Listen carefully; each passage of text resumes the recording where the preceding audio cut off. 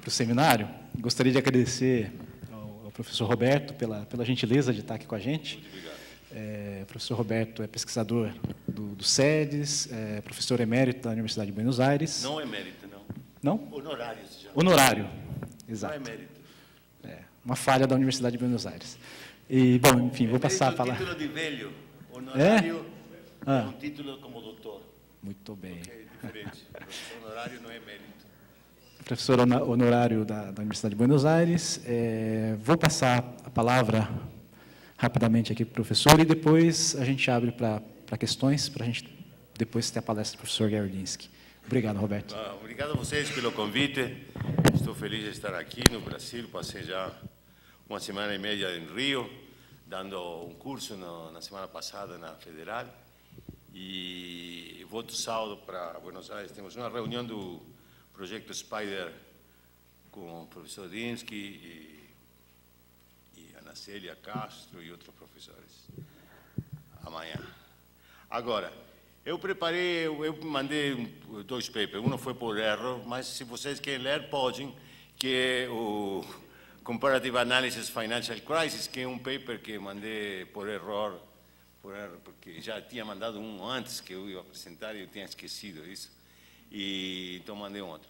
Esse último que mandei é uma comparação, acaba de publicar na Comparative Economic Studies, é uma comparação entre crises dos mercados emergentes, as crises financeiras, externas, cambiais dos mercados emergentes e a crise da zona do euro. Então, acabam de publicar na Europa e estou mais ou menos participando no debate sobre a situação da crise do euro, um pouco pela minha experiência, 30 anos de trabalho com o tema das crises financeiras nos países em desenvolvimento. Este paper que eu vou apresentar hoje, que na verdade o que vou apresentar é uma apresentação que eu fiz especialmente para esta reunião, que está baseada naquele paper que se chama External Fragility or Deindustrialization, what's the main problem that Latin America will confront in the next decade, something like that. I don't remember exactly the name in English. Entonces, você fala inglês, não? Mas se chama assim.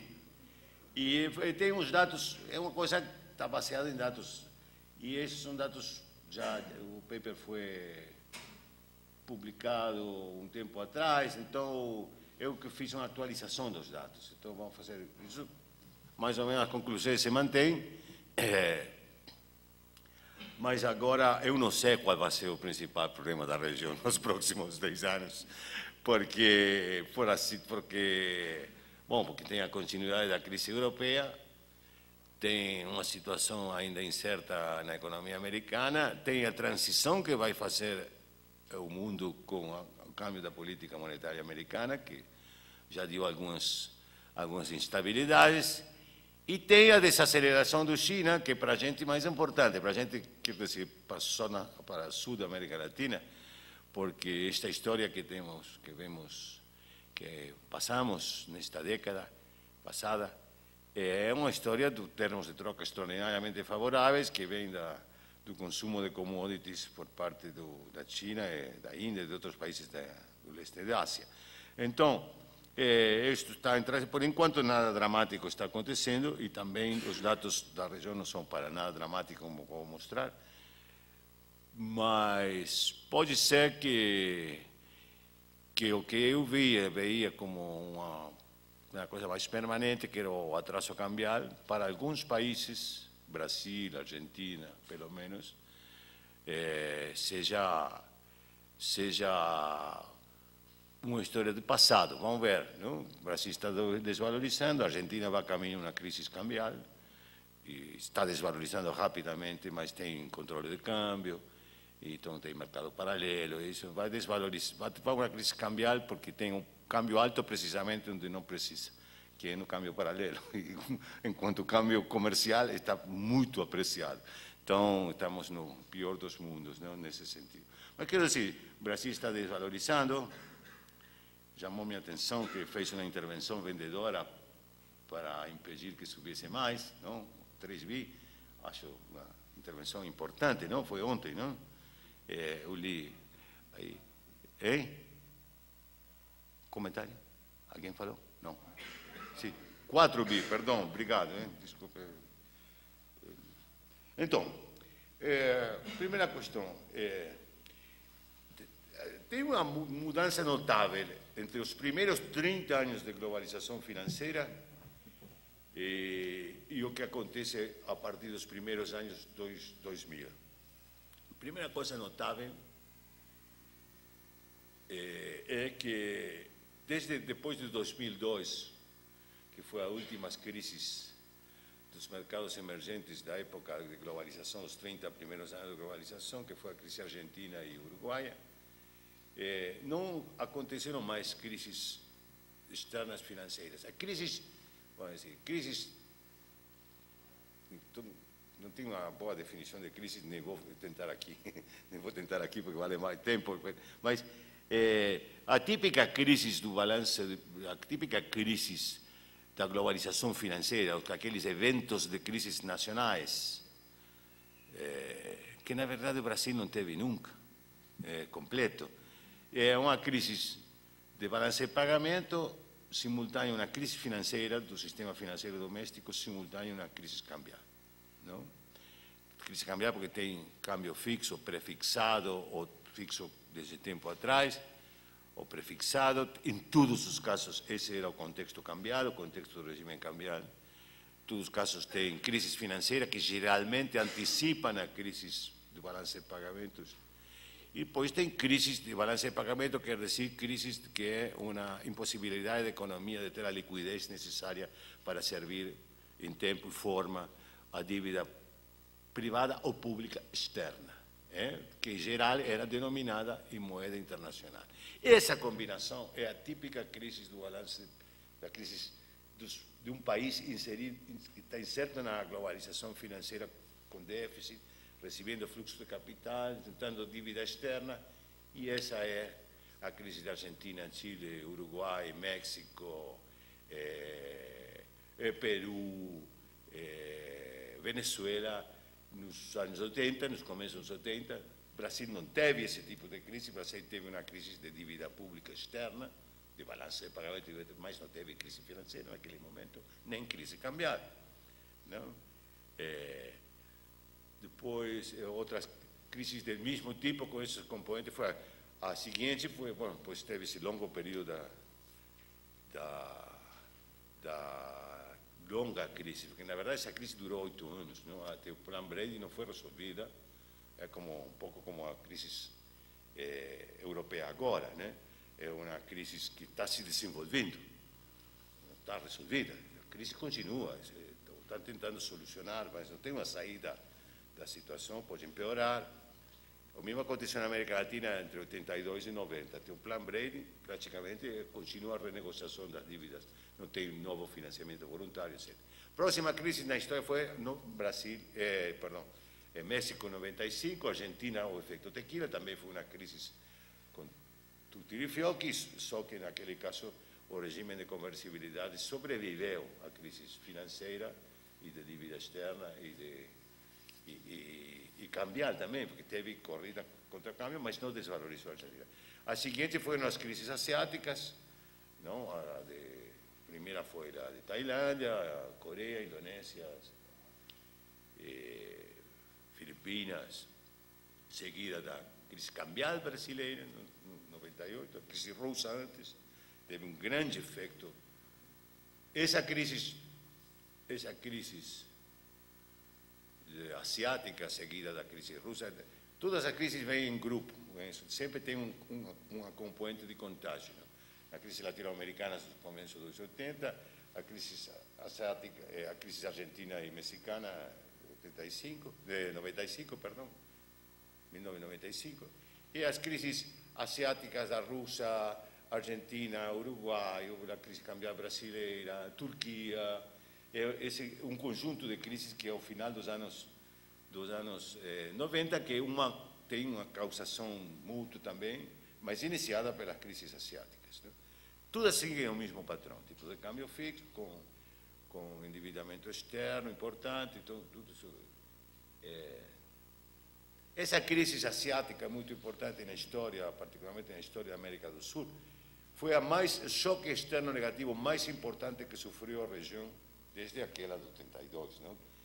Que foi a mesma combinação, aumento da taxa de juros que confronta a região com queda dos termos de troca. E pelas mesmas razões, porque mas neste caso, a origem da crise de 82, depois a crise de 2008, sempre foi a economia americana, não? A crise do ano 81, 82 foi tem que ver com o gatilho, tem que ver com o forte aumento da taxa de juros gerado pela política americana monetária em 79 e a outra tem que ver com a crise financeira da subprime em 2007 e 2008. Esta crise que impactou a região não teve origem nos Estados Unidos, nem impactou os Estados Unidos sensivelmente, não teve um efeito muito importante no mundo desenvolvido, mas foi muito importante na região, particularmente na América do Sul, a crise asiática financeira, a causa do forte aumento das primas da risco do país, da taxa de juros que confronta o país e uma importante queda dos termos de troca. Em termos de, não vou mostrar números disso, mas em termos de magnitude, os dois choques sobre a América do Sul, mais importantes choques externos foram aquele da crise asiática, chamamos em geral esse período da crise asiática, e depois a crise global com centro nos Estados Unidos de 2008, que começa em 2008. Quer dizer, mas o interessante é que desde os 2000 para aqui não teve mais crises, né? Não teve mais dessas crises. Segundo, coisa notável, que não vou mostrar dados porque está no paper, está nos dados, se quiser ver. O mercado financeiro, nos primeiros 30 anos de globalização financeira, a inserção financeira dos países era uma inserção segmentada. Os países se integravam na globalização como devedores, com contas correntes deficitárias, tomando crédito internacional, que era um modelo, era a ideia da época, não?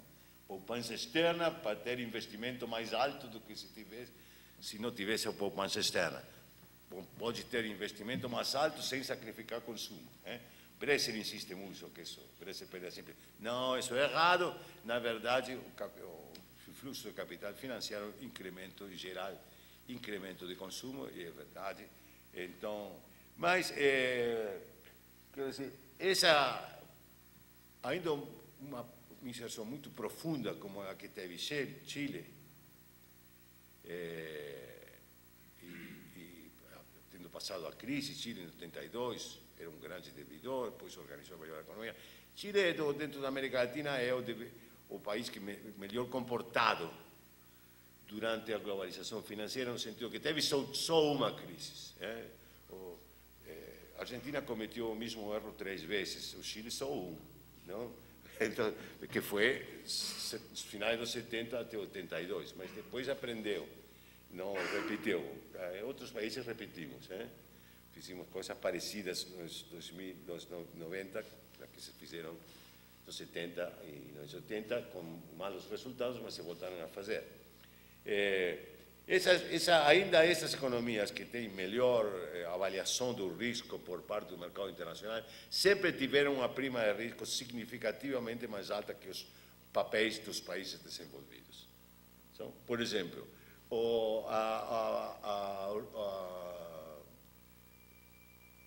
o rendimento médio, se diz assim, average yield, a taxa de juros média paga pelos papéis dos países de mercados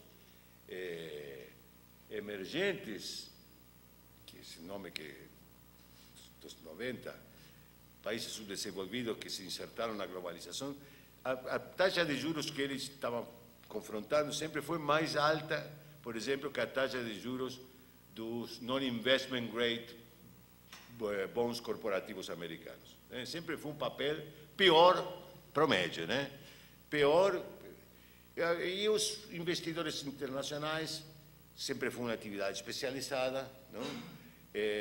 consideravam o conjunto de ativos dos mercados emergentes como uma classe de ativos, que tratavam como papéis semelhantes.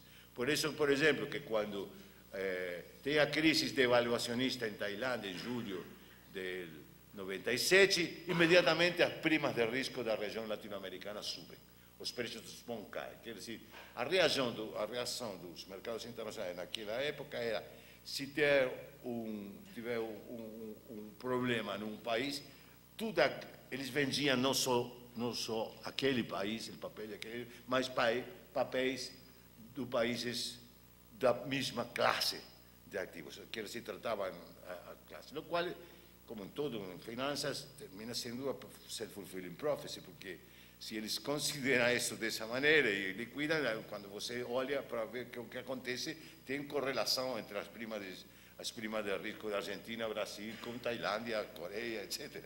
Então, é o comportamento dos investidores. Bom, isso se dissipou. Desde 2003 começa a cair as primas de risco, passam a linha da mínima prima de risco dos anos prévios aos 2000, que eram os primeiros 30 anos, tem um mínimo meados dos anos 90, que é a melhor situação depois da crise mexicana, 96, 97, tem um mínimo, precisamente antes, foi entre a crise mexicana e a crise asiática, que é no meados de 97, aí tem a melhor situação de risco das economias de mercado emergente, e aí esse mínimo foi ultrapassado, caiu por baixo desse mínimo já no ano 2005. Já no 2005, os preços dos bons já estavam mais altos que em qualquer momento prévio, e em começos de 2007, pouco antes da crise da subprime, estava no mínimo histórico nunca mais alcançado, que era muito inferior ao mínimo histórico prévio aos anos 2000, quero dizer, com uma prima de risco, e muito inferior aos non-investment grade, aqueles bons comparáveis em termos da carteira dos investidores. Quero dizer, tomaram uma posição melhor. E também o tratamento dos países começa a ser mais... deixa de tratar os ativos de mercado emergente como classe. Vou explicar depois. Essa é a segunda característica. A segmentação se dissipa, caem as primas de risco, não tem mais crises financeiras. E o terceiro elemento é a aceleração do crescimento. Os países, no período da globalização financeira, vamos dizer, desde os 70 para aqui, até finais dos 90, a taxa de crescimento dos países em desenvolvimento estava sempre correlacionada, tem correlação cíclica com a taxa de crescimento dos países desenvolvidos e uma taxa mais ou menos parecida de crescimento a dos países desenvolvidos, aproximadamente. Mas se considera produto per capita, muito mais parecida, não? Porque nos países a população cresce mais. Isso é assim até o final dos anos. Aí, nesse período bom, entre a crise mexicana e a crise, 2 anos, né? Entre a crise mexicana e a crise asiática, teve um maior crescimento dos países subdesenvolvidos. Mas aí, como o choque da crise asiática afetou principalmente, se não unicamente, os países subdesenvolvidos, no final da década dos 90 já estávamos igual com mais um crescimento semelhante desenvolvido e subdesenvolvido. Isso muda a partir de 2002, 2003, 2002, muda. Aí, os países subdesenvolvidos mantêm a correlação cíclica, quer dizer, quando em 2009 temos uma recessão, Não, tem desaceleração pelo menos, não recessão, mas desaceleração. Quer dizer, a correlação cíclica se mantém, mas se abre muito a taxa de crescimento dos subdesenvolvidos com respeito aos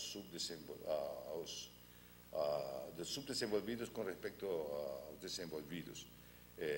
se faz uma diferença muito alta. Os países desenvolvidos continuam crescendo mais ou menos a taxa que vinha, mas tem uma grande aceleração do crescimento dos países em desenvolvimento, principalmente a China, mas não unicamente. Então, tem essa característica, a aceleração do crescimento, com respeito ao seu próprio passado e com respeito aos países desenvolvidos. Essa é uma terça característica. E podemos agregar também que no ano calendário da crise, que foi 2009, as economias avançadas que caíram 3,2% em promédio, não? Mientras os países subdesenvolvidos cresceram 2,5%. Tem 5 pontos de diferença durante a crise. E naquele paper, na verdade, onde está melhor isto, muito bem escrito e com dados e tudo, é um paper que está publicado por IPEA, que se chama na revista Tempo do Mundo, que às vezes você poderia ler em português também, que eu dizer, isso não só em inglês, então é nessa revista que se chama Tempo do Mundo, que se chama Lições de Política Macroeconômica para o Crescimento sob a luz da experiência da última década. A última década eu me refiro no título do paper aos anos 2000. E aí está, toda esta argumentação está cuidadamente. Isso é bom que se publica numa revista como Tempo do Mundo, que não tem a restrição de espaço que tem os papers. Então, é um artigo amplo e estão os dados disso. Se você quer ver este argumento com detalhe, está aí. Toda esta parte está apresentada aí, na verdade. Então, por que aconteceu isso? Por que essas três coisas, por que aconteceram? Então, eu considero, basicamente, primeiro,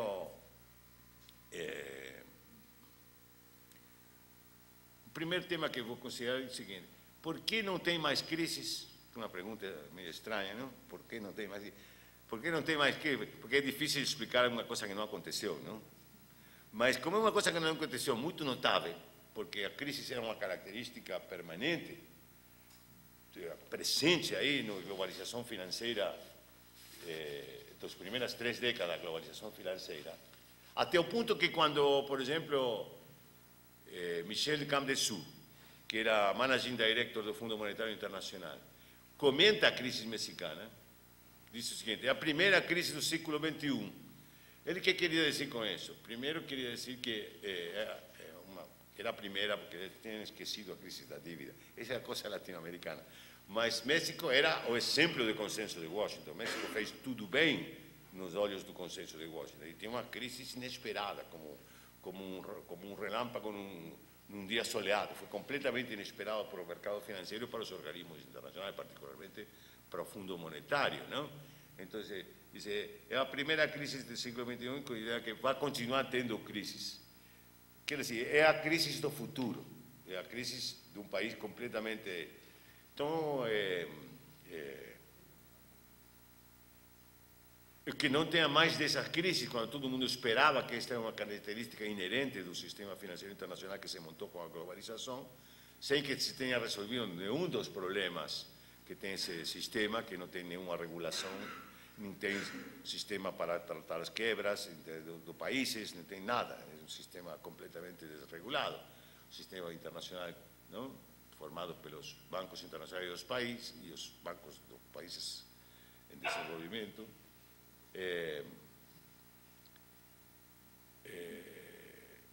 Bom, não tem mais crises e desaparece a segmentação. Essa é a primeira. Por quê? Eu atribuo isso afinal a 2 coisas. Primeiro, é o câmbio dos regimes cambiais. E isso foi resultado da crise asiática. A partir da crise asiática, os países asiáticos, eles mesmos, e muitos outros, por exemplo, a América Latina, como vou mostrar depois, flexibilizaram os regimes cambiais e passaram a ter um regime que, em geral, chamamos de managed floating, ou flotação administrada, que tem a vantagem da flotação, que você pode tirar reservas do ataque especulativo, porque o Banco Central pode se retirar do mercado e deixar que o preço flote, o preço do câmbio flote, com as vantagens da intervenção discricional do Banco Central. O que faz Brasil, o que faz a Argentina. Bom, a Argentina já não faz isso, porque agora tem controle de câmbio, não? é outra história a Argentina. A Argentina pulou para trás uns 30 anos nesse sentido. Ou mais, não? 75, quase 40 anos. Então, da mão de Venezuela, eles pulam para trás. Então,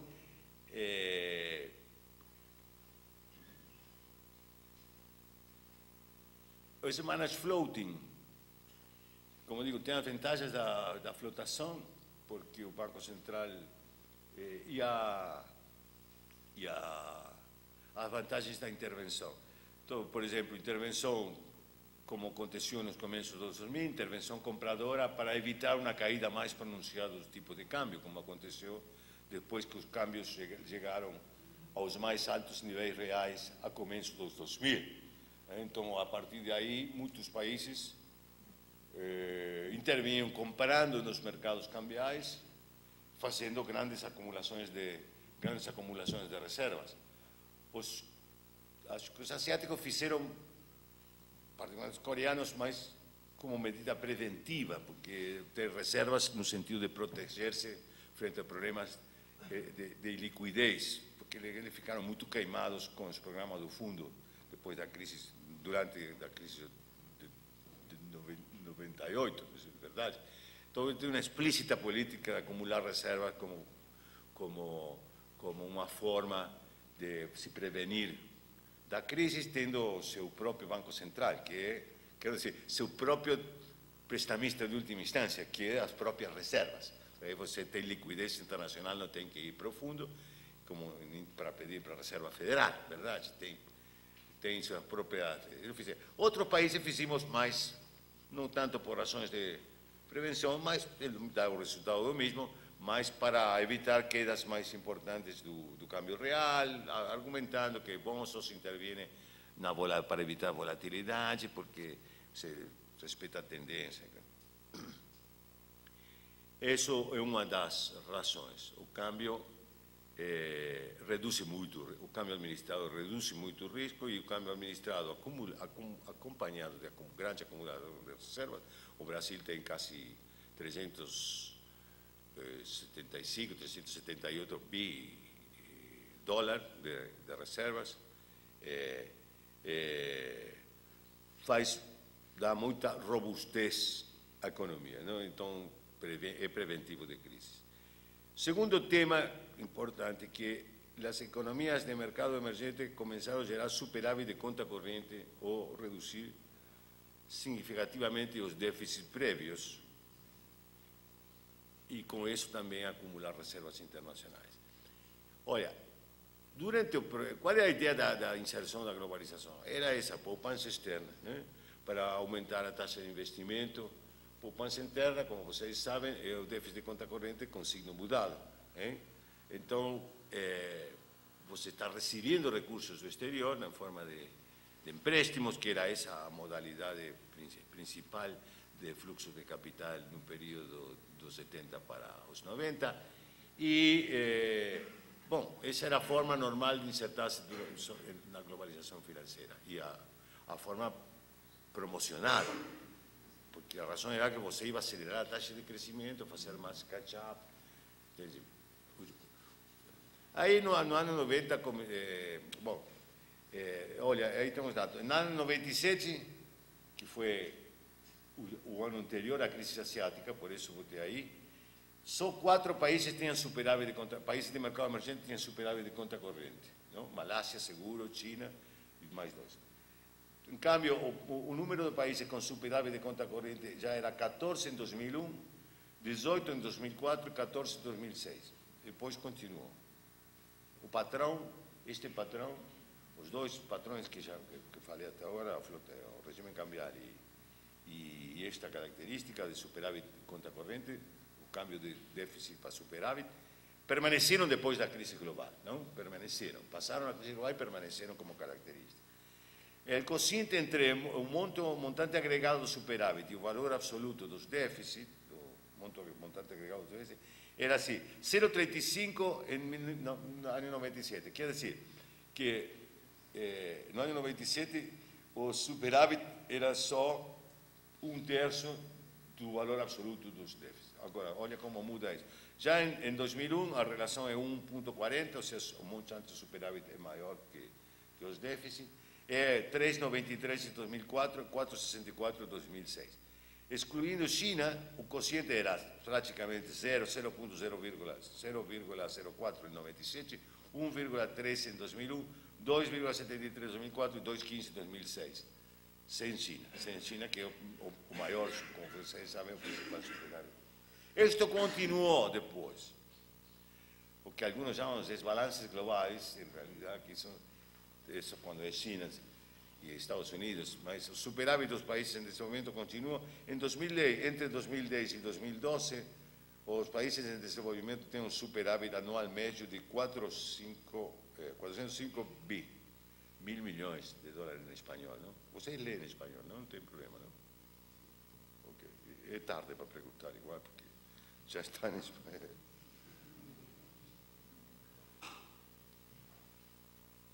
Tudo bem. O que fica agora bom, antes disto, vamos para trás. Mas por que então superávit de conta corrente, acumulação de reservas, tipo de câmbio flexível, faz que não temos mais crises e que caia a prima da vez? As duas coisas vão juntas. Então, bom, é que um indicador, o balanço conta corrente superavitário é claramente um indicador de robustez externa e assim é considerado pelos investidores internacionais e os analistas. Quando um país é lógico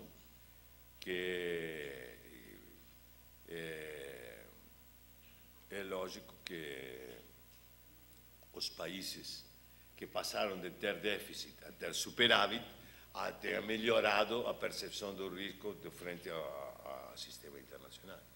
Mas também o que aconteceu é que alguns países, particularmente na Europa e na América Latina, por exemplo, na América Central e México, que nunca tiveram superávit, México sempre tem déficit de conta corrente e a América Central também,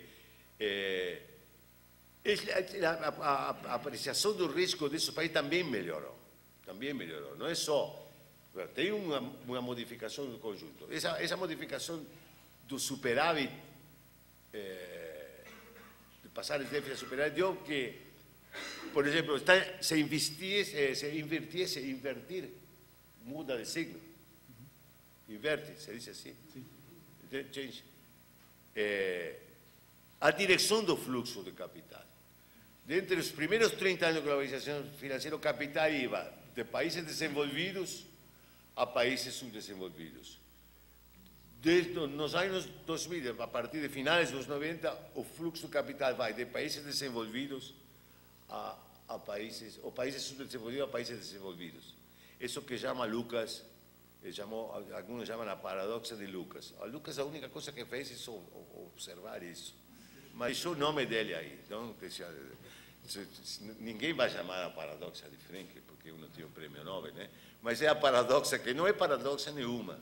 Mudou a relação, mudou o superávit de conta corrente, porque mudaram as políticas econômicas desses países, particularmente mudou a política cambial e mudou a política em relação ao setor externo da economia, particularmente, muito claramente, do lado dos países asiáticos, que eles fizeram do superávit de conta corrente e acumulação de reservas um objetivo direto.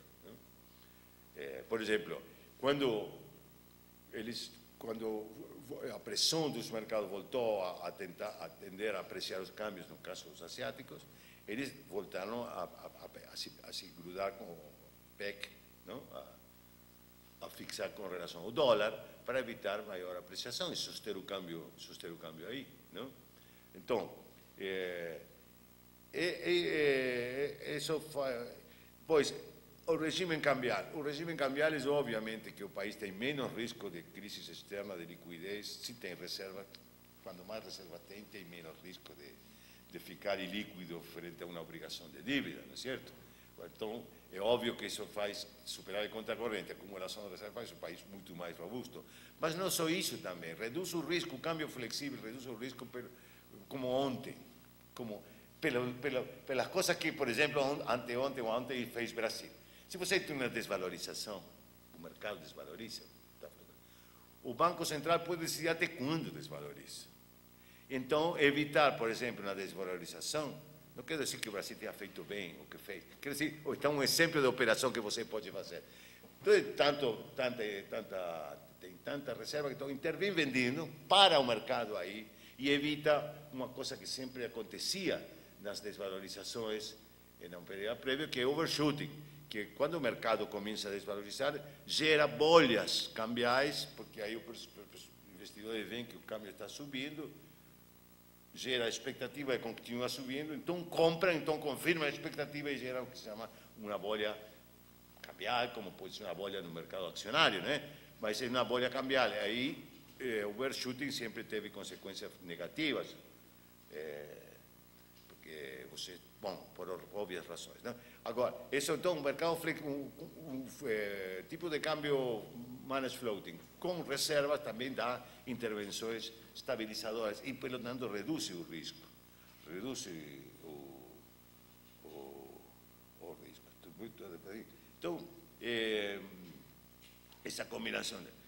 Então, como alguns países continuaram, na Europa, por exemplo, aqueles Letônia, Estônia, Lituânia, que eram todos deficitários quando viu o choque, Turquia, quando viu România, quando viu o choque do 2008, Lehman Brothers, que foi o choque que se desperdigou por todo o sistema financeiro internacional, estavam deficitárias. Quer dizer, o fato que muitas dessas economias estão superavitárias faz que o risco de comportamento, herd behavior, o comportamento de maneira seja menor, e então os fluxos de capital são mais estáveis também nos casos das economias que continuaram com déficit. Quer dizer, se desarmou a classe de ativos, já não tem aquela classe de ativos emergentes, tem um grupo grande de países de mercado emergente muito robustos, então muito menos risco de herd behavior e, pelo tanto, também é mais robusta a situação dos países que continuaram sendo deficitários. Não? Eu tenho alguma coisa mais que eu vou comentar mais para frente. Então, por último, fica a explicar, eu atribuo muito a redução do risco, a desaparição das crises e a dissipação da segmentação financeira, que eu tinha escrito muito antes sobre o tema, a consequência disso, para a taxa de juros doméstica, para a distribuição do renda, isso mudou para bem, e que explicar a aceleração do crescimento. Então, eu vou fazer corta esta parte, a aceleração do crescimento tem que ver também para começar, os primeiros testes que se fizeram eram o seguinte: se fizeram em relação ao debate se a apertura é boa ou não, a apertura financeira. Ajuda o crescimento ou não? Essa pergunta se começou a fazer. E a resposta é que mostraram, a primeira pesquisa interessante disso que se publicou, foi feita no fundo por Rajan, Subramanian, Prasad e Rajan, que mostraram que a conta corrente está associada positivamente com o crescimento. Quer dizer, os países que mais crescem são que têm conta corrente superavitária, não deficitária. Precisamente o contrário do que prediz a teoria convencional da globalização. Não? Ele fez um estudo econométrico aí no fundo, e então fica. Também se fez estudo mostrando que países que mais crescem são que mais acumularam reservas. Vladimir Popov, um economista russo, fez essa coisa há vários anos já. E depois, esses mesmos e outros mostraram que, bom, que a aceleração, que conta corrente superavitária e a acumulação de reservas estão associados com o crescimento, porque os dois estão associados com tipos de câmbio reais mais altos, mais competitivos, mais desvalorizados. E então, a partir daí, fica um monte de pesquisa mostrando que isto é sobre o passado. Isto é pesquisa com o que aconteceu, não? É a pesquisa que. Então, aí fica, também se continua essa pesquisa. Rodrik, particularmente, em 2008, publicou um trabalho que foi seminal nesse sentido, mostrando a relação entre taxas de crescimento de longo prazo e tipos de câmbio reais. E aqui no Brasil tem vários economistas que têm feito isso, Gala e todos. Esqueço de citar outros amigos e colegas, me desculpam, mas o objetivo não é fazer um survey dos trabalhos sobre tipo de câmbio real. Tem muitos economistas. Então, sabemos que o crescimento no longo prazo está associado com o tipo de câmbio real alto, não? E o que fica, isso é uma coisa muito aceita, quero dizer, uma coisa empírica, muito explorada. O que fica, o que se discute é os mecanismos disso. Quais são os mecanismos por os quais isso? E não vou entrar nessa discussão, que seguramente vocês estão mais... Então, agora, com este marco geral, vou à situação da América Latina. Bom, falei que os choques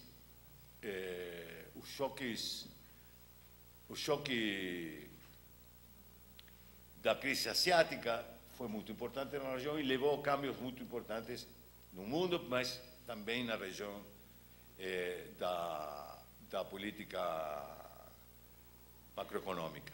Em particular, a política cambial. Aqui estão os tipos de câmbios reais. Como você vê, nos 90, a apreciação dos 90, na fase de forte ingresso de capitais, a ampliação da globalização financeira. Tem pessoas que acham que a globalização financeira começou nos 90. Não é errado, hein? A globalização financeira começou nos finais dos 60, 70. E teve sua primeira grande crise na crise da dívida latino-americana. Não deixe que alguém engane você dizendo que a globalização. O que aconteceu nos 90 é que a globalização financeira se espalhou pelo mundo, porque em 89 acabou a União Soviética e se convertiram em Rússia e outros países capitalistas. Os ex-socialistas também europeus, que não eram da União Soviética também, abriram suas economias a fluxo de capital e, desde o começo, primeira metade dos 90, a Ásia começou a abrir, países de alto crescimento de Ásia começaram a abrir a conta de capital. Por isso que se começou a falar nessa época de mercados emergentes. Emergentes aos olhos dos investidores norte-americanos, por isso se chamam emergentes. Esses ativos novos onde se podia investir. Mas esses 90 foi o período de boom da globalização deste tipo, não? Com países tomando dívida. No ano 98, vocês veem, precisamente se vê no ano 98, como o Brasil primeiro, e 2 anos depois a Argentina, mais todos. Brasil muda o regime cambial com a crise de 98, flota. Peru já tinha câmbio flotante desde o começo dos 90, mas adota em 2002 inflation targeting explícito. O México também estava flotando desde a crise de 95, mas também adota inflation targeting no começo dos anos 2000. Chile e Colômbia, que vinham com bandas cambiais, bandas que chamam crawling bands, que são bandas indexadas, não? E com dificuldades para defender o câmbio no chão da banda, porque tem a pressão de ingressos de capitais. Tem o Sunstop, que vem com a crise, o câmbio de direção do fluxo de capital, tem saída de capital, e aproveitam para desvalorizar e adoptar câmbio flexível, que adotam Colômbia e Argentina e Uruguai, recém depois da crise de 2000, os dois têm manas floating, Como vocês podem ver, o tipo de câmbio real mais alto das regiões se alcança em 2002, 2003. A Argentina dos mais voláteis, tem uma grande desvalorização em 2002, que é o máximo. Brasil tem o máximo, o celeste Brasil, não, o celeste Uruguai. O Brasil, que cor tem Brasil? O Brasil é aquele que é um preto cinza, que merda de color, não? Isso, computadoras mudam as cores, não? Tem que reclamar a Microsoft, que isso não está funcionando bem para a palestra. Também tem o tipo de câmbio mais alto, estou vendo qual é. O que está abaixo é o azul. Esse é o Brasil, que tem um pico também do câmbio no ano 2002. Mas, como vocês veem, os máximos tipos de câmbio estão em 2002 e 2003. E depois tem tudo uma tendência rápida à apreciação do tipo de câmbio rápido, uma tendência pronunciada, quero dizer, rápida não, pronunciada a apreciação. Particularmente, quando mais desvalorizaram, a tendência é maior. É uma forma de mirar isto é o seguinte, como os 90 foram claramente anos de apreciação cambial, concorda? Todo mundo, não, por exemplo, o câmbio mais baixo, mais apreciado foi 97 para o Brasil, não? Uma coisa assim, antes da desvalorização, com o plano real, esse foi o câmbio mais apreciado. A Argentina teve o mais apreciado dos 90, aqui está, o mínimo dos 90, nesse verde aquoso, o marrom é o promédio 2002-2008 e o violeta é 2012. Isso que atualizei com respeito ao câmbio real do ano passado, promédio do ano passado. E como vem, está, depois daqueles altos tipos... Primeira coisa que é importante, pese a que teve essa apreciação, o câmbio médio 2002-2008 é bem alto. Promédio, promédio. Mas se o câmbio tem efeitos em 2 anos, como eu acho, efeitos reais sobre a indústria, sobre o emprego, leva... Então, um câmbio que estava muito alto em 2002, 2003, o efeito pode durar. Quer dizer, apesar de que aprecia, você mantém efeitos do tipo câmbio alto até a crise global seguro. E é importante, por exemplo, a conta corrente do Brasil ficou superavitária antes do aumento dos termos de troca, a causa da desvalorização. Entende? Então é importante, teve efeitos comerciais e sobre os efeitos esperáveis depois de uma década de apreciação.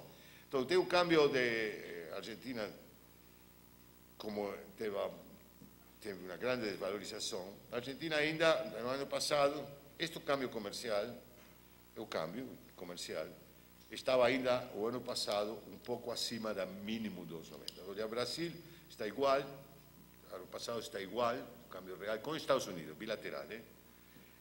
Chile está igual no mínimo, Colômbia está ainda mais apreciado com o mínimo dos 90, que foi 97.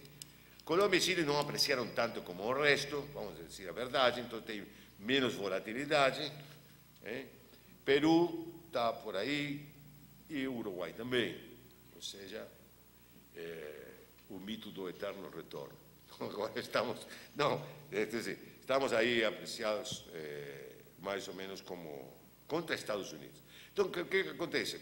Se você faz o tipo de câmbio multilateral para cada um destes países, como uma parte importante do comércio se faz entre nós, não?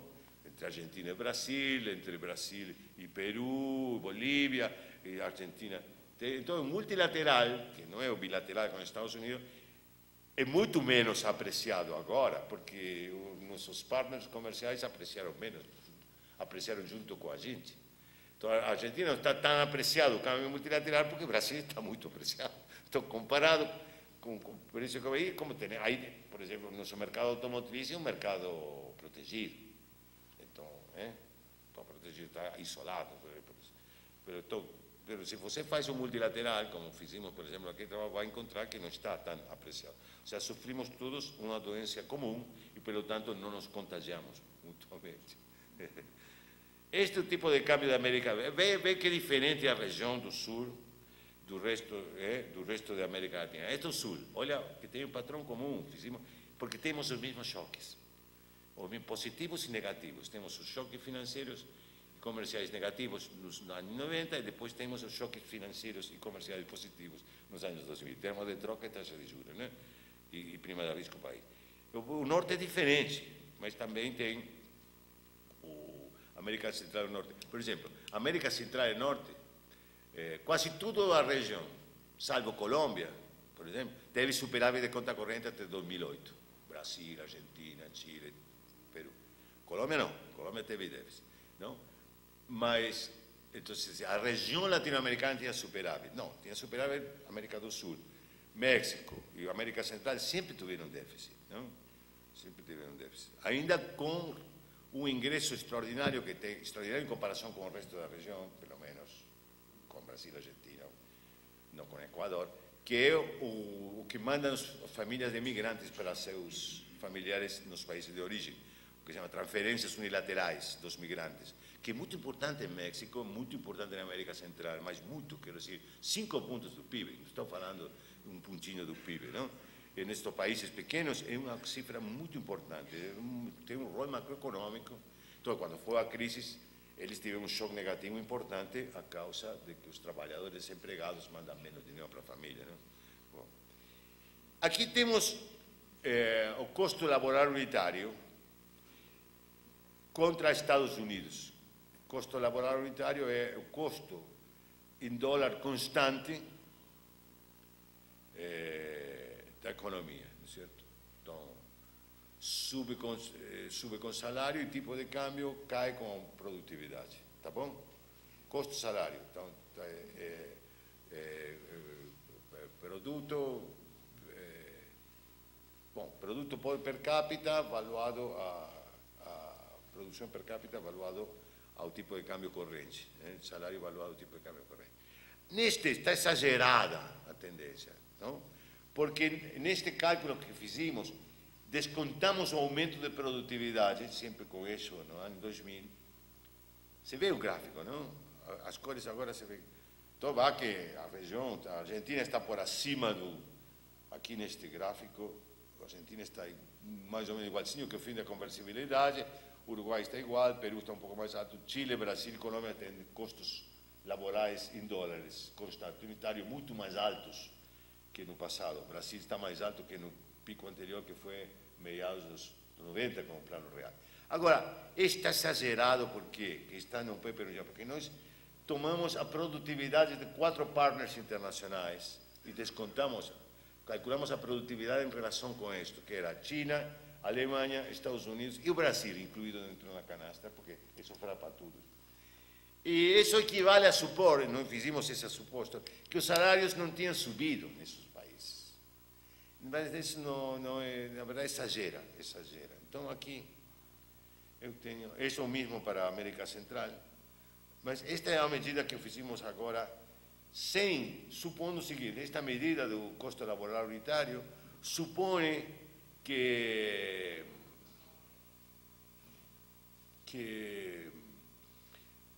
o salário real nos países principais do comércio internacional subiu como a produtividade. Então, não melhora nem piora a produtividade e competência, porque essa distribuição da renda se mantém constante. Então, simplesmente não toma em conta a produtividade do resto, e então, eu tenho o seguinte: tem o que se espera, tem uma queda do custo salário unitário importante e uma recuperação a um nível mais ou menos um pouco mais alto, um pouco mais baixo. Então, essas são medidas muito imprecisas, como vocês sabem, não?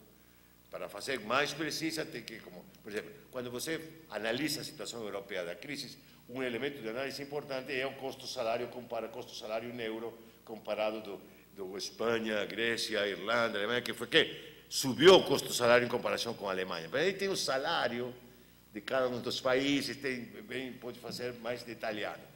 Aqui estamos fazendo contra o dólar, e então é o único, Estados Unidos não é o único país com que a gente comercia, obviamente, com que nossos países comerciam, e estamos tomando o salário, a melhor informação que se obtém, e produto per capita como produtividade. Você pode fazer com a produtividade da indústria. Provavelmente vocês devem ter uma indústria aqui em Campinas de pessoal que faz estas coisas, não?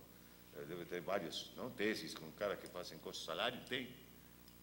Alguém faz análise de custo-salário no Brasil? Custo-salário moeda internacional? Não fazem, deveria fazer, hein? Se não fazem, deveria fazer. Então você viu que é uma melhor medida com o câmbio real. Na verdade, uma medida do câmbio real, mas uma medida direta de competitividade internacional. Então você vê, verde, Argentina, como cai, tremendo, não? Como cai, mas agora está um pouco por acima, por baixo ainda, ano 2012. A Argentina é o único que tem o 2012, porque tinha os salários. 2012 ainda não tem os salários de toda a América Latina. Você vê como o México, que cai com a desvalorização, volta a subir e mais recentemente desvaloriza isso. Então, estamos aí com um problema de competitividade, apesar de que crescimos rapidíssimo.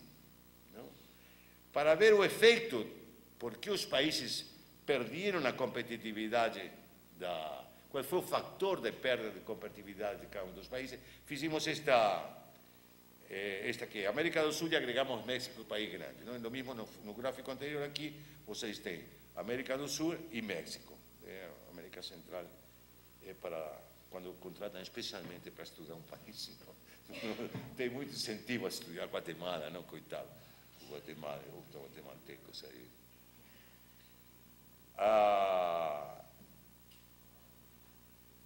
Este é o mesmo esquema, este é o mesmo gráfico, parecido ao do câmbio real, só que ao revés. Quer dizer, quando o custo salário unitário mais alto é nos 90. Então aqui temos o máximo custo salário unitário nos 90, sim? O promédio 2002-2008 do custo laboral unitário e o 2011 ou 2012, no caso que eu tinha o dado que é na Argentina. 2011 para olha o Brasil. Então o Brasil tem uma forte queda do custo laboral unitário, menos da metade, 2002-2008 em comparação com 97, como vocês podem ver, e uma alça importante, aí quase mais de 50%. O mesmo Chile, mas ainda está por baixo do custo laboral unitário, com esta medida, né? Sem tomar em conta, achando que os chineses, os americanos, os alemães, subiram o salário real com a produtividade. Isso, não, por exemplo, estou seguro que não aconteceu na Alemanha, porque sabemos, isso lo estudamos a causa daqui. Mas nós, outros países, estamos supondo isso para comparar. Bem, é o mesmo que alguns países voltaram para trás. Por exemplo, a Colômbia está com custo laboral unitário ainda, com esta estimativa, inferior, custo superior a do máximo dos anos 90. A Colômbia está muito apreciada. Mas estão desvalorizando, não? Agora, quero dizer, nos últimos meses, a Colômbia está fazendo um esforço para desvalorizar. Acá está a descomposição esta é uma descomposição da mudança entre 2002 e 2011, ou 2012, no caso que eu tenho o dado de 2012. Que é o seguinte, quais são os fatores? O violeta é o mesmo que antes. É o aumento do custo laboral unitário entre 2012 é o ano do câmbio real mais alto, e, pelo tanto, do custo laboral unitário mais baixo. E, depois, agora estamos quase como nos 90. Então, vamos dizer, por quê? Então, temos três fatores. O salário real, o tipo de câmbio real e a produtividade. A produtividade, na forma que está medido aqui, sempre resta, porque estamos supondo, porque separamos salário real de um lado e produtividade do outro. Então, a produtividade sempre dá que baixa o custo laboral, tira para baixo o custo laboral unitário. Então, olha a Argentina primeiro. Vamos olhar a Argentina, porque depois vou falar do Brasil, mas a Argentina teve um aumento de produtividade importante, que tira 40% não, para baixo, porque cresceu muito rápido a Argentina. Agora, suma a apreciação cambial, o amarelo, estes três têm que dar o violeta, não dão direto, porque é uno mais vezes uno mais, não? E tem que, são taxas, não? Então, não suma a taxa, porque você sabe, a aproximação linear é só válida até 15%, uma coisa assim, 1,14, depois já não dá. O multiplicador da mantissa dá muito importante, então já não vai. Mas você entende, não? Que é como, se não, tem que fazer em logaritmo, ficava meio ruim. Aqui fica mais clarito, só que tem que aceitar que esses três sumam este violeta. Então, Argentina, olha, Argentina, tipo de câmbio explica muito, hein? Sim? E o vermelho é o aumento do salário real. A Argentina teve um grande aumento do salário real, o maior. Claro, porque em 2002 tem um salário real muito baixo, porque foi depois da desvalorização, pegou um salário real muito baixo. Então, agora, o câmbio real é quase feito como... olha, quero dizer,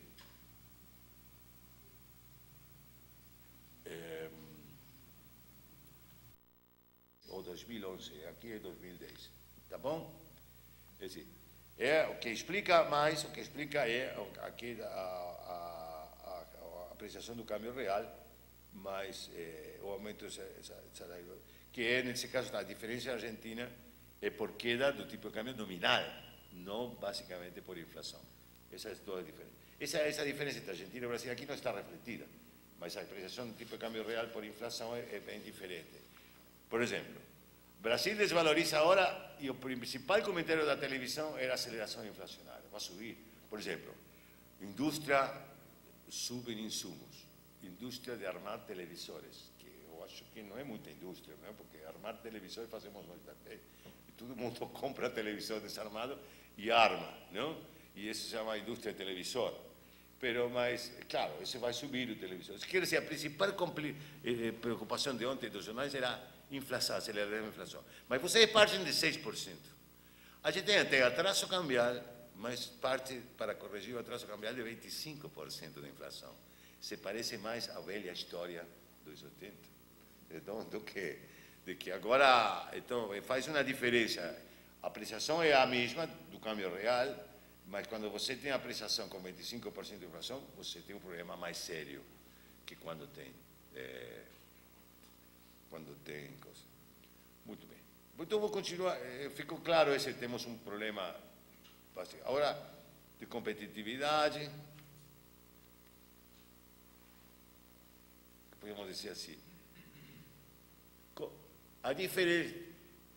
Eu falava na Federal o seguinte. Eu tenho que explicar aos não economistas, que eram basicamente os estudantes, eram não economistas, que é a fase expansiva de uma crise latino-americana de dívida externa. Então, para tentar explicar que a fase expansiva é coisa muito boa para a pessoa, que o salário real sube, o câmbio aprecia, o crédito se expande, e está todo mundo se financiando com dívida externa, está todo mundo feliz, ninguém quer saber que vai acontecer uma crise.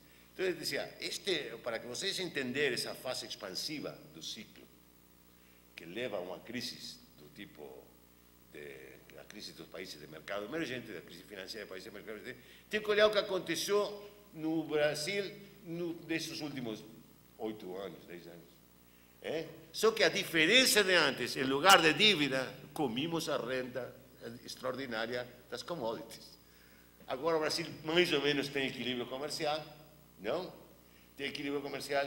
E com que financiou o boom de consumo, aumento do salário real, expansão do crédito, financiou com a renta extraordinária das commodities, que já acabou, agora comimos a estes preços. Se cair, já é outro problema, não? Estamos falando com preços como da soja, de ferro, como que temos agora. O problema que tem o mercado mundial, o problema que se vê é que provavelmente pode cair por baixo disso. Se pode cair por baixo disso, como já comimos, agora vai ter que ter ajustamento, mas não crise, que é o meu ponto que é esse, não? Então, por que não vai ter crise? Porque a situação, o problema é a enfermidade, a doença holandesa, para mim, e não a questão financeira. Olha a dívida externa sobre exportações da América Latina. Tem uma queda importante. Claro, você tem superávit conta corrente e tem que cair a dívida externa. Então, a dívida externa caiu em relação à exportação, em relação ao produto. Então, hoje temos muito menos dívidas. Temos dívidas externas de ordem de 20% do PIB. Quer dizer, se poderia dizer que estes países têm um longo caminho de endividamento externo novo, porque estão com pouca dívida externa, verdade? O mesmo acontece na América Central. E então temos Brasil, Argentina, agora temos... A Argentina todavía tem superávit comercial e um pouco de déficit. O Brasil tem equilíbrio comercial e um déficit de conta corrente do ordem de 3% do PIB, não? Mais ou menos, sim. E também o resto da região, Colômbia, tem mais ou menos essa... Mas tem uma diferença muito importante entre a conta corrente deficitária atual e a conta corrente deficitária do período prévio, que é a componente de juros. É pequena agora. Então, não tem déficit comercial, ou tem pouco. Tem déficit na conta de pago de fatores. A conta de fatores tem, então, os componentes. Utilidades do investimento estrangeiro, os juros. Olha a diferença. Juros é o que chamam um elemento inercial no débito da conta corrente, porque juro de dívida ou você paga ou defaulteia, não pode fazer nada, precisa liquidez. Em câmbio, vamos começar, utilidades do investimento estrangeiro é uma conta devengada, não é? Quer dizer, vocês todos sabem muito de balanço de pagamentos, a diferença dos meus estudantes da Federal. Do balanço de pagamento, você tem um balanço de pagamento que tira do balanço cambial, que são balanços de pagamentos que se faz com balanço cambial, coisas que passam pelo mercado de câmbio. Isso se completa quando se faz o balanço de pagamento com, se diz devengar, que você anota. Dizem, se tem cá a empresa Ford, não? Se a empresa Ford tem utilidades, e não importa o que Ford faz com as utilidades, você registra negativo na conta de utilidades do investimento estrangeiro, está claro? Não importa o que a Ford faça com isso. Pode, se ele remite, então passa pelo mercado cambial. Já tinha passado, porque você já tinha percebido quando faz o balanço de pagamento com dados do mercado cambial. Se entende isso ou não? Você acha que se entende? Não sei, quero saber. Então, em câmbio, se a Ford investe isso num galpão, você anota déficit negativo na conta corrente, positivo na conta de capital como ingresso de capital. E nenhum dos dois passou pelo mercado cambial. É só registro de balanço de pagamentos, não é? Ok. Olha os dados da América Latina. Como caiu muito a dívida, esse déficit de conta corrente que você vê aí é basicamente utilidade do investimento estrangeiro. Aqui está o caso do dado 99 e 2011. Isso. Aqui tem o balanço de conta corrente em bilhões em percentagem das exportações de bens e serviços. Não, era 45, 46, 99, agora é 20%, tá bom? O comercial agora tem praticamente equilíbrio, o ano passado, agora.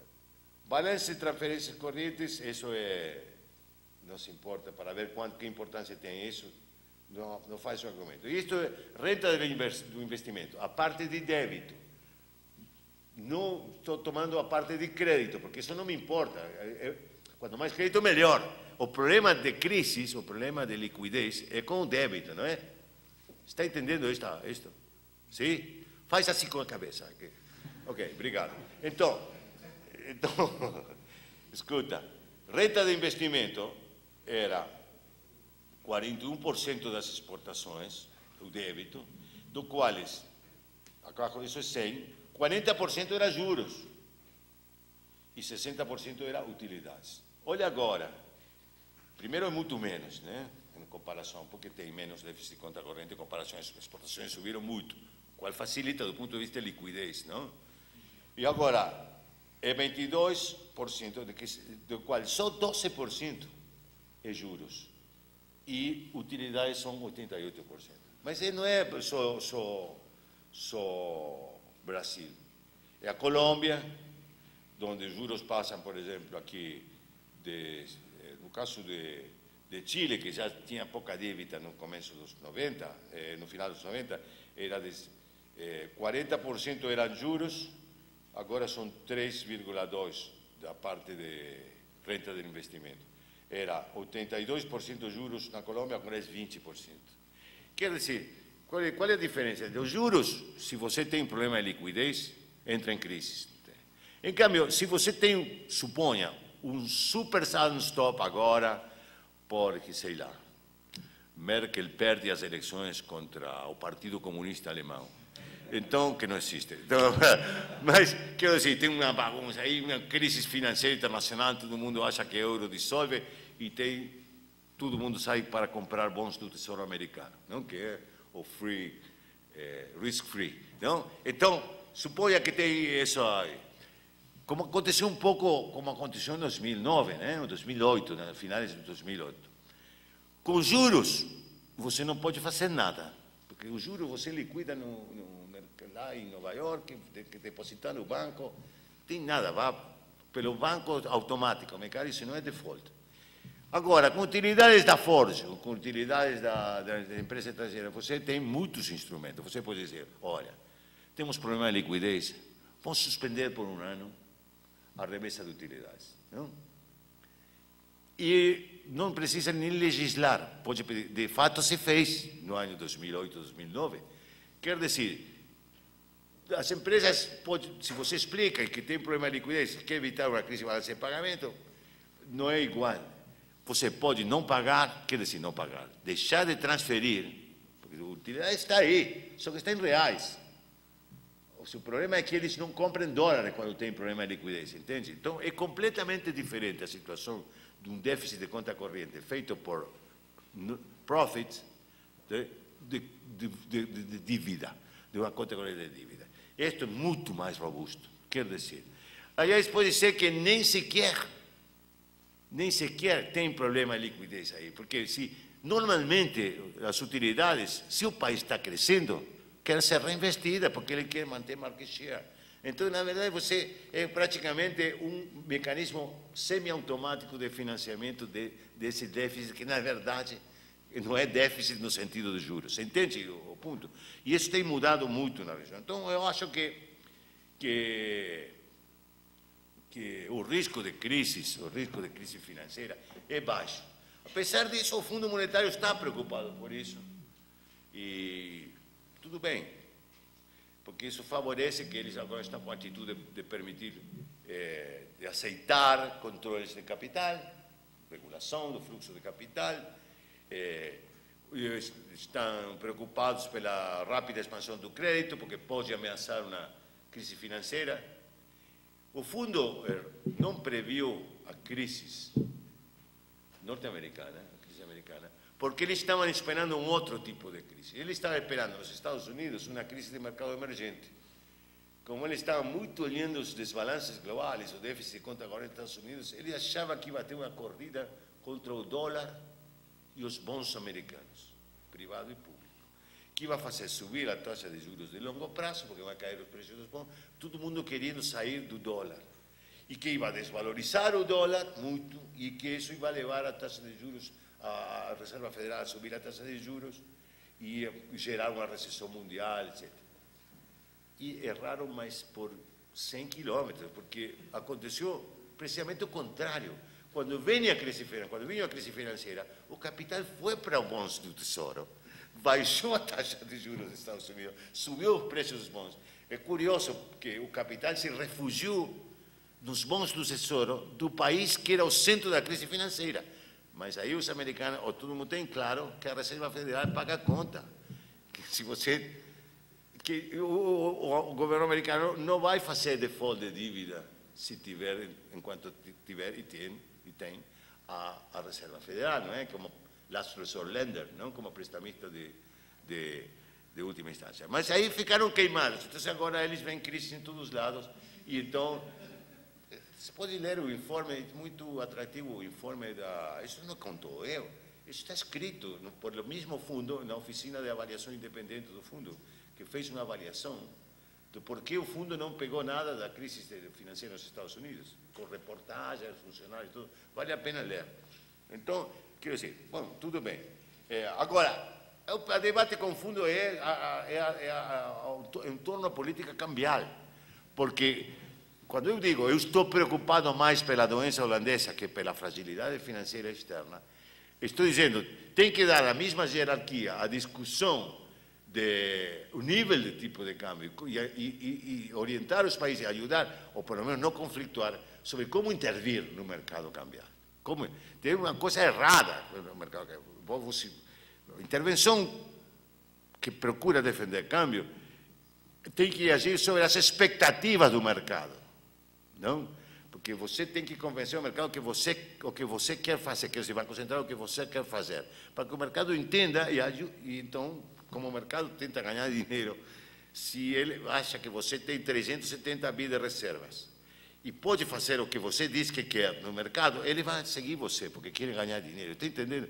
Tem que ser uma intervenção de quem manda, não de que está tentando olhar para que o mercado informe qual é a tendência do tipo de câmbio de equilíbrio, entende? Porque o mercado não tem mais ideia do qual é o tipo de câmbio de equilíbrio, porque o conceito está errado. Não existe tal coisa como tipo de câmbio de equilíbrio, particularmente no mundo. A única coisa tipo de câmbio de equilíbrio é equilíbrio contra a corrente, mas isso não sirve, isso não existe, particularmente num mundo onde tem grandes fluxos de capital. Qual é o equilíbrio da...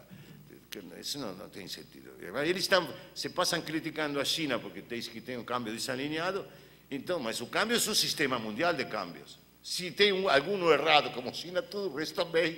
Quer dizer, não pode ter um país com câmbio de equilíbrio quando o outro tem desequilíbrio, tá bom? Porque são câmbios multilaterais. Quer dizer, bom, tem uma série de inconsistências, mas esse é o debate. Então, e por que é importante? O problema é o seguinte, se você diz para o presidente Dilma, eu vou lá, alguém me leva e diz, olha, presidente, vocês, se seguem assim, em 3 meses tem uma crise financeira. A crise financeira acabou. Ela provavelmente, se já cheguei lá, vai me ouvir. Então, será que podemos... Claro, a crise financeira é uma ameaça clara para os governos. Quando você quer, agora, pelo menos, né? Agora, pelo menos, já tem. Mas os efeitos da apreciação cambial são muito difusos. Senão, olha, vai ter efeito que a indústria não vai crescer, não vai crescer. E com o tempo vai gerar desemprego no setor industrial, porque não pode competir. E, aliás, a taxa de investimento não sube, entende? São efeitos da apreciação cambial que levam muito tempo para aparecer, não? E são irreversíveis, porque tem efeitos irreversíveis sobre capital acumulado na indústria e sobre emprego, não é verdade? Mas os governos que estão tendo os efeitos bons da apreciação cambial, os efeitos que o povo gosta, que é trade barato, viagem ao exterior, aumento do salário real, não é verdade? Todo mundo gosta. Esses são efeitos da apreciação cambial doces. Não? Então, o governo, aí os economistas ficamos meio como falando de coisas estranhas, de que são coisas que vão acontecer. E se você não olha a Ásia, que é diferente. É Ásia. Não? Então, vamos deixar aqui para a discussão. Muito obrigado.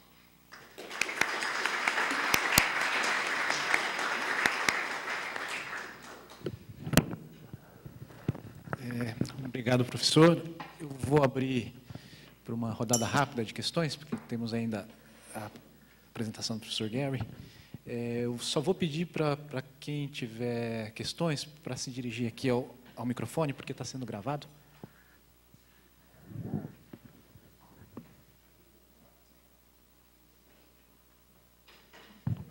Pergunta.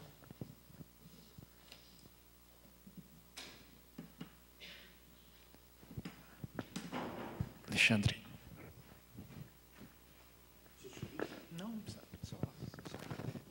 Boa tarde, professor Roberto. Meu nome é Alexandre.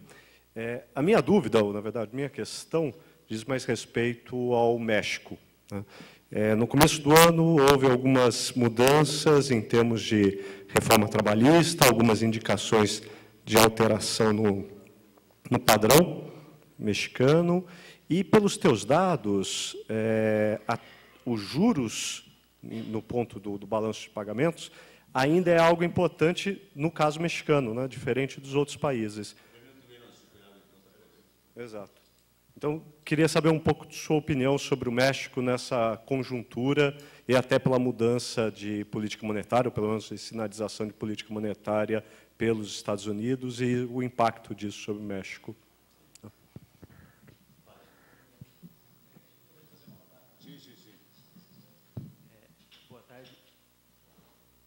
Boa tarde, professor. André. Aqui sim. Boa tarde, meu nome é André, aqui do Estúdio de Economia. A análise sobre a menor vulnerabilidade e a menor fragilidade financeira potencial da América Latina, como todo do Brasil em especial, com a qual eu concordo, o senhor está muito baseado nos estoques de dívida externa, que reduziram bastante, e isso reduz o componente de automático de déficit na conta corrente pelos serviços dessa dívida, pelas rendas dessa dívida. Tem um elemento, e aí eu queria até saber a sua opinião sobre isso, sobre o papel disso, e se existe disponibilidade desses dados para outros países, que é em relação ao estoque de compromissos, de passivos externos, não na forma de dívida, e sim na forma de portfólio ou de carteira. Investimentos em títulos nos mercados domésticos, que foi o que cresceu bastante no Brasil hoje, nos últimos 5, 10 anos. Aumenta muito a parcela dos passivos brasileiros em moeda nacional, em real, o que diminui também a vulnerabilidade. Eu queria saber do senhor a influência desse tipo de coisa, qual a sua opinião, para a redução da fragilidade, e se esse dado, a divisão dos passivos em carteira, pela moeda, se é negociado no país ou no exterior, se esses dados existem para outros países, que no Brasil eu sei que tem, mas eu estou procurando dado sobre o passivo externo dos países, mas não na forma de dívida, e sim na forma de carteira. Sim, mas a divisão, se ele é negociado no país ou no exterior, portanto, se está em dólar ou se está em moeda nacional, se essa informação o senhor já viu, tal, se é fácil de... Porque o Brasil publica, mas é difícil de achar em outros países.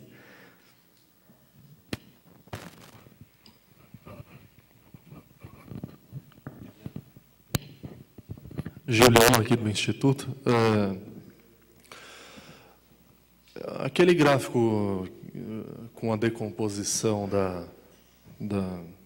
do custo unitário do trabalho revela não só o componente cambial, mas também o componente da produtividade, né? Além do salário real. Mas, centrando mais na dimensão ali da produtividade, chama atenção o fato de que, no caso da economia brasileira, foi uma das mais acanhadas, né, em relação aos outros países. Mas o ponto que eu queria destacar é o seguinte, né, o que se propõe é um câmbio desvalorizado, né, uma taxa de câmbio real desvalorizada, para efeito de manutenção de crescimento alto. Agora, como pensar isso num contexto em que o ritmo de crescimento da produtividade é muito maior em outras economias, comparativamente às economias latino-americanas? Nesse tipo de contexto, a forma de se operar a manutenção do crescimento alto e evitar a doença holandesa seria a verificação de uma trajetória totalmente diferente da taxa de câmbio real pós-2002, 2003. Ela teria que ou se manter, ou, mais ainda, ela teria que se depreciar ainda mais, porque o diferencial de produtividade nos é desvantajoso. Por exemplo, comparando a produção manufatureira no Brasil em relação à produção manufatureira na China e em outros países asiáticos. Bom, a sustentação disso, no entanto, implicaria custos fiscais não desprezíveis, sobretudo em países em que o diferencial de taxa de juro é muito alto, né? Ou seja, o custo quase fiscal de uma política cambial de esterilização fatalmente teria implicações negativas. Então, eu gostaria que, se possível, o professor detalhasse um pouco mais qual seria a forma de ajuste, né? Porque a dimensão da produtividade parece ser também um componente relevante e que também não me parece pertinente que deva ser pensada num âmbito estritamente doméstico, num contexto de cadeias de valor dispersas globalmente, né? Quer dizer, enfim, o que eu estou querendo dizer como concorrer com uma indústria global pensando numa perspectiva essencialmente local, né? Quer dizer, seria possível concorrer com China em termos de produtividade, né?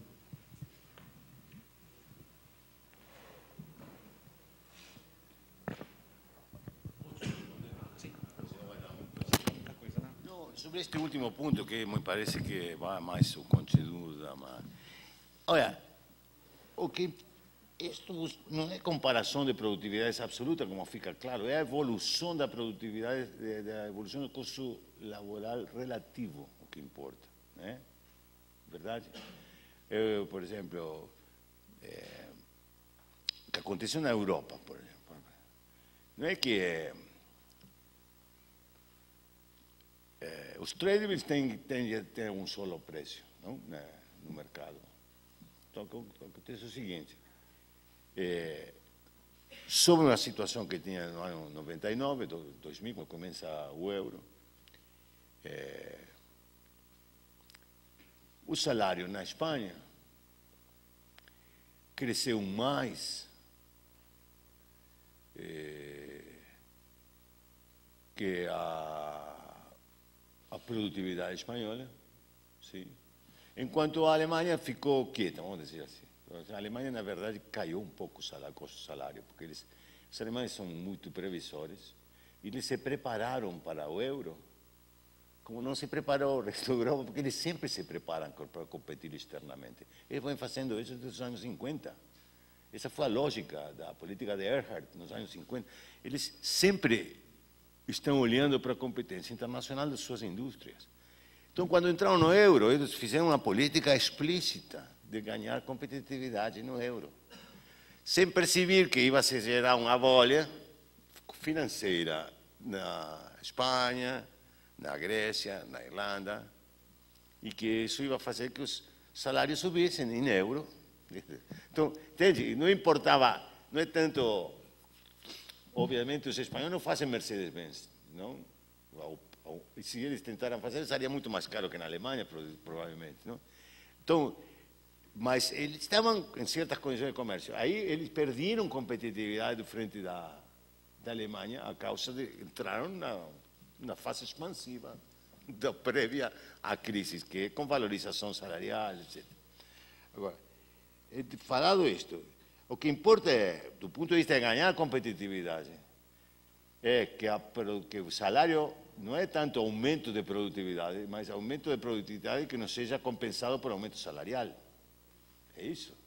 Você tem que crescer a produtividade mais que o salário para ganhar competitividade. Dado o câmbio. Se você fixa o câmbio real, quer dizer, o igual câmbio real, você aumenta a produtividade,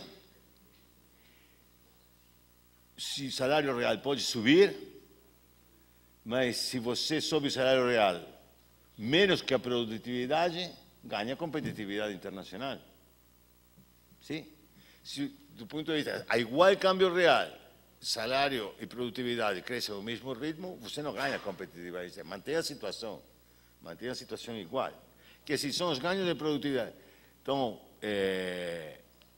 o que aconteceu no Brasil, apesar de que o salário foi por baixo do aumento de produtividade, apesar de que cresceu pouco, o salário real subiu por baixo da produtividade. Esse fator jogou a favor, curiosamente, né? E o que pesou muito na perda de competitividade foi a apreciação cambial. Este país está muito caro em dólar, filho. Quando a coisa custa mais cara que em Nova York, não, que não tradables ficam aqui como em Nova York ou Paris, dizem, puxa, país, ninguém pode dudar que o câmbio está muito apreciado, né? Valia 3 e pouco e caiu para 1,50. Aqui foi. Na Argentina é diferente, porque tem um grande ganho cambial e que o salário subiu muito mais que a produtividade na Argentina, subiu mais que a produtividade, particularmente no período 2002-2011, onde o governo decidiu fazer populismo aberto. Nesses 2 anos, na Argentina, o salário subiu, e não falando de preços, porque preços, para não falar de preços, diretamente faz com salário. O câmbio subiu 12% em 2 anos, o preço do dólar sube 12%, o salário subiu 64% em 2 anos. Claro, Cristina tirou 54% dos votos essa eleição, mas depois teve que fazer controle cambial, porque todo mundo está comprando dólar porque se pensava que ia ter uma desvalorização. Então, e também, quero dizer, fazer sistematicamente e dar orientação de longo prazo, porque você tem 2, 3 anos de ganhos de competitividade externa, porque tem um dólar bom, porque... Mas aí não vai construir uma indústria com 3, 4 anos de coisa. É uma coisa persistente. E o pior que a Argentina, Brasil, particularmente Brasil, acho, esqueceu coisa que já sabia. Viu que agora se diz que um problema da economia, dizem Krugman, outros dizemos, eu também, tem perdido coisas que já se sabiam. Não? O que a economia ortodoxa, a economia neoclássica, fez esquecer as coisas que já a economia tinha aprendido antes, com a crise dos 30, sobre o papel da regulamentação financeira, etc., etc., instabilidade do capitalismo, crise, tudo isso, e que esqueceu. Aqui os esquecem, tiveram um período que se chamava milagre, um período de milagre que no Brasil era, quando eu era novo e trabalhava, fui novo na época, quando eu era novo e trabalhava o Brasil era o que se chamava se falava de Brasil, Coreia, com a mesma categoria de indústria, ou seja, de país industrializado. Não me lembro, leite, não me acordo como se chamava o nome, mas não era... Mas também milagre era uma coisa muito brasileira, também se falava de milagre, mas eram países que estavam se industrializando com a mesma ideia, E tem uma política cambial de tipo de câmbio real alto o tempo inteiro. O Brasil não atrasou nunca. O Brasil não entrou na crise dos 80 a causa do atraso cambial. O Brasil entrou a causa de 2 choques insuportáveis, com uma taxa de juros e 2 choques de petróleo, 73 e 79. A estratégia toda derrumbou, porque a estratégia era chegar sustentavelmente a uma situação de substituição do déficit, de reemplaçar o déficit energético, não é? Com todos os programas e reduzir importações, mas a crise chegou, teve um choque externo e os cálculos que estavam bem, ex ante, o que não tinha é a nova taxa de juros e o novo preço do petróleo. Isso era... quero dizer, é uma experiência que o Brasil tem, de uma política de industrialização com tipo de câmbio real alto, etc., estímulo. Não é que... A Argentina é sempre mais duvidoso. Na verdade, a Argentina, Brasil, Colômbia e Chile, meados dos 60, adotaram todas crawling passivo, indexando o câmbio à inflação. E esse é o melhor período de crescimento para as 4 economias, comparada cada uma com sua própria história. Não? Quero dizer... não vai provavelmente fazer algumas coisas que fazem os chinos, mas o seu problema não é fazer isso. O seu problema é conseguir crescer e dar emprego à população. Fazendo o que com os chinos? Fazendo o que fazem os chinos, que é crescem rápido, cresce a produtividade rápido, e então isso faz com que o emprego cresça, apesar de que a produtividade cresce rápido. Esse é um milagre. Então, esse é o esquema, crescer rápido, com rápido crescimento da produtividade, mas não tão rápido quanto que permita crescimento do emprego. Então, você pode incrementar a desigualdade, como acontece na China, mas você tira pessoal de pobreza permanentemente. Né? Isso bom, enfim, quero dizer. E a prática da política cambial, a coisa de taxa de juros, que você tem toda a razão do mundo. Tem 2 problemas para manter o câmbio alto. O câmbio alto é pró-inflacionário. É verdade isso. Mas não por razões monetárias. É porque o câmbio rápido gera pressão de demanda no mercado de tradables, produtor de tradables local e no mercado de trabalho. Então, pela curva de Phillips que gera pressão inflacionária. Não é por uma coisa que o câmbio vai... Viu que tem pessoas que dizem, não, o câmbio vai sempre... O câmbio real, essa metafísica neoclássica. Metafísica neoclássica, metafísica horrível. O câmbio vai sempre a seu equilíbrio de longo prazo. Regressa para mim, tem mean regressing e equilíbrio de longo prazo. PPP é o equilíbrio de longo prazo. Então, se você controla o câmbio nominal, o câmbio se aprecia porque acelera a inflação, sem explicar nunca o mecanismo. Isso é uma coisa mais tonta que que você pode...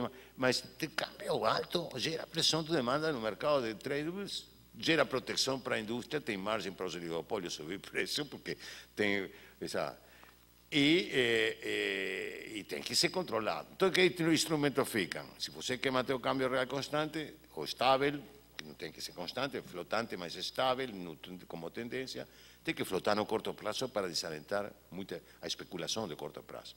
O câmbio no curto prazo, por isso que não tem que ter fixação, não? Tem um câmbio que flutua no curto, mas que a tendência fica clara para todo mundo, que o governo vai preservar o câmbio real determinado, competitivo, seja o que seja. E aí tem que ter instrumento, eu falei nesta casa há anos disto, instrumento, um paper que apresentei na Associação Keynesiana Brasileira, na sessão de fundação da associação. Tem que ter política cambiária e monetária. Monetária, é limitado o que se pode fazer com a monetária, porque, particularmente, se você tem juros altos. Se você tem juros altos, a intervenção permanente não é sustentável, porque você vai gerar um déficit crescente nas contas fiscais, ou quase fiscais, o que for, então, no patrimônio do Banco Central. Então, aí o problema, claro, mas esse é um problema brasileiro, vou te dizer. Um problema brasileiro, porque não é o caso do Peru, do Chile, da Colômbia. Peru, Chile e Colômbia têm taxas de juros onde eles podem sustentar durante muito tempo, sem problema, intervenções compradoras. Aí o problema é ideológico, o problema é que todo mundo convencido do câmbio de equilíbrio, e o governo... Então, o ministro pode dizer uma coisa, o Banco Central, que são independentes, aí com um tema político importante. Então, tem limite que você pode usar a política cambial, igual. Se você tem câmbio alto, não vai conseguir defender o tem um atractor de capitais muito grande, não? O diferencial de juros, não? Aí fica a política fiscal. E a política fiscal é dura para usar. É dura, porque você, em geral, o gasto público tem que ver mais com os pobres que com os ricos, o gasto. Os impostos têm que ver com os ricos. O gasto tem... Quer dizer, você tem que reduzir gasto ou reduzir déficit, em um contexto de boom gerado pela... tem efeitos distributivos indesejáveis e que você não quer, mas não tem outra. Não tem mais instrumentos. Quer dizer, então, tem que usar o freio em um momento que o setor privado está festejando em boom. Então, isso é a parte difícil de fazer. Mas não tem outra. Os chineses que usam política monetária. Usam política monetária para tentar controlar a inflação e nível de atividade com dificuldades. Não? Quer dizer, não é... Agora estão super expandidos financeiramente, não? Então, se agora subir a taxa de juros, pode dar crise. Não? Então, tem que... agora, está caindo o nível, está desacelerando, assim que esse não é o mais... quando combatem a inflação, usam tudo, política fiscal, política monetária, e fizeram muita luta contra a inflação no passado, não é que não fizeram, não? Para manter baixo controle a inflação. Agora, se tem opções, não tem nada fácil para fazer, não? Uma fórmula política. O problema principal, eu acho, para isso, é que os políticos respondem a incentivos de curto prazo. E uma política esta é uma política estratégica. Então, você me explica por que os orientais fazem, a gente não. Eu tenho muita... Bom, aí vamos precisar dar argumentos culturais e coisas pelo estilo. Mas, na verdade, se pode fazer. Porque, assim, não é, estão fazendo. Assim, e levar bem, fazem bem. Verdade? Outras perguntas rapidinho. Eu não sou experto em México. México é uma economia que o México decidiu ser sócio dos Estados Unidos há 40 anos. Toda a elite mexicana decidiu ser sócio dos Estados Unidos. E tentaram várias maneiras.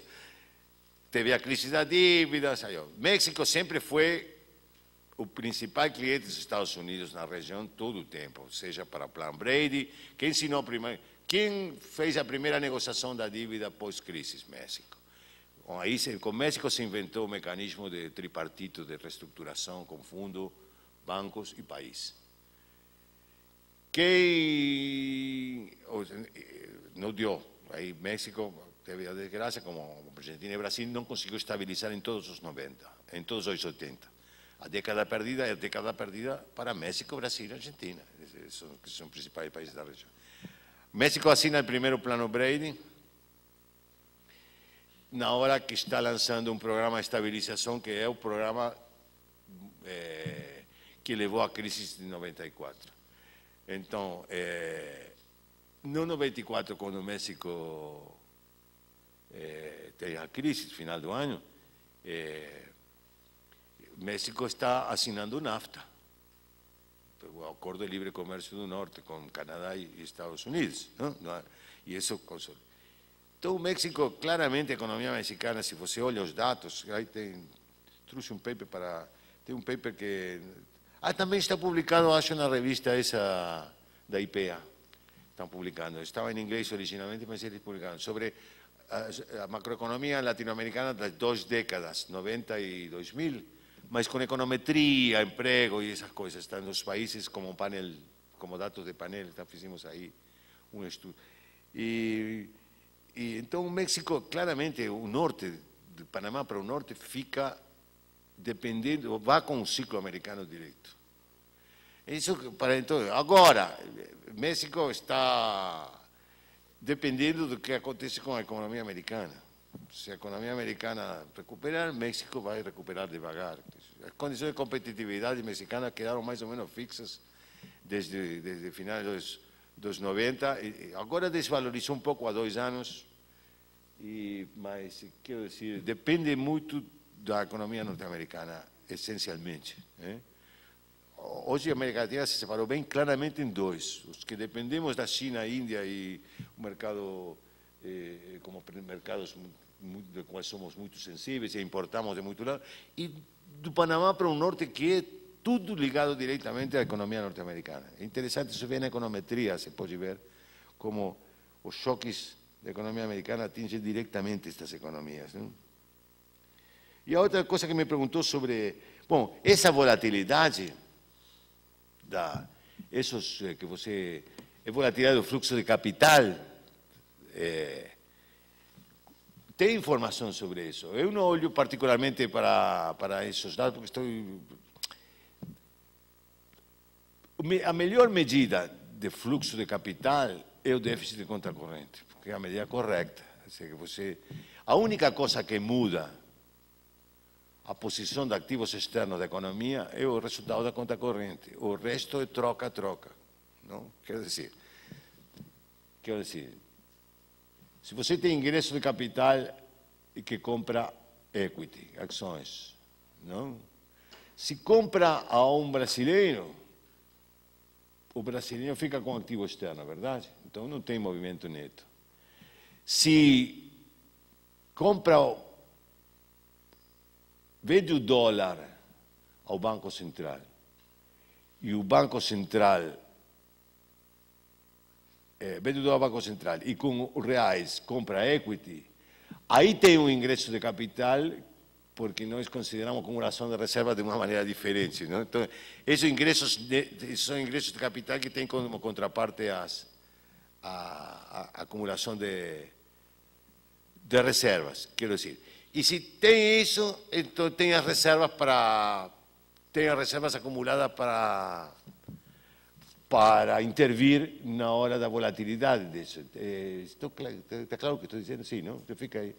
Agora, mas tem informação disso. Não sei quanto detalhe, porque eu não olho para a composição desde esse ponto de vista. Porque qual é a ideia? Que a volatilidade é diferente, não? O investimento estrangeiro direto é menos volátil que capital. Sim, depende da situação.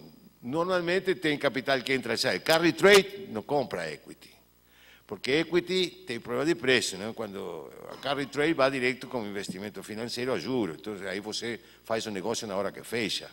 Se você compra equity, quando quer sair, baixa o preço da... Então, não, porque tem o preço do equity.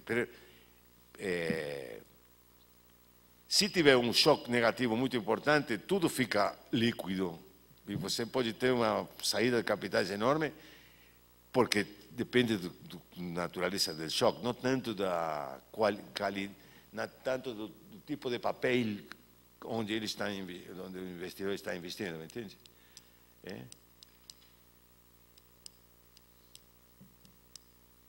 Acho que terminei. Obrigado, Roberto, pela apresentação e pelas questões respondidas. Acho que podemos passar direto para a apresentação do professor Gary, por conta do atraso inicial, né? Ver se a gente consegue recuperar um pouquinho do atraso. O quê?